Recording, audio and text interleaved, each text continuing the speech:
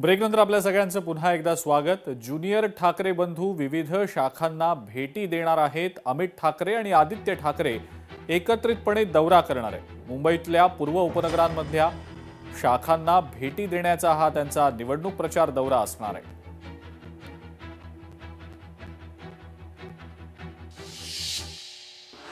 आशिष शेलार यांना संविधान मान्य आहे की नाही, राष्ट्रवादीची घोडदौड होत असल्यानं ही टीका केली जाते का, असं म्हणत सूरज चव्हाण यांनी आशिष शेलारांवर टीका केलेली आहे। आशिष शेलारजी असं कुणावर विचार थोपू शकत नाही।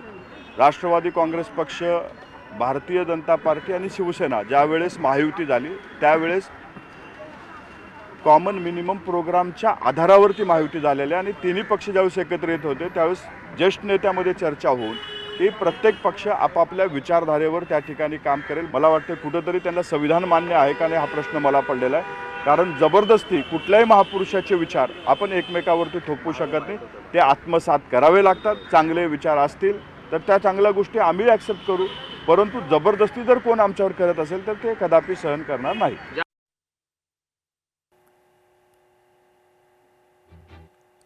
काँग्रेस आमच्या नव्या आघाडीमध्ये नाही, असं ठाकरे सेनेचे खासदार संजय राऊत म्हणतात। काँग्रेस जितकी प्रचारात नसेल तितका आम्हाला फायदाच आहे, असं राऊत यांनी वक्तव्य केलंय।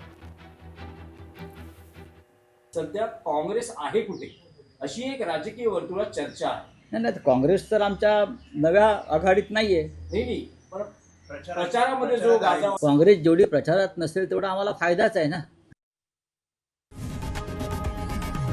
लोकशाही मराठी ऐका, पहा, जागरूक रहा।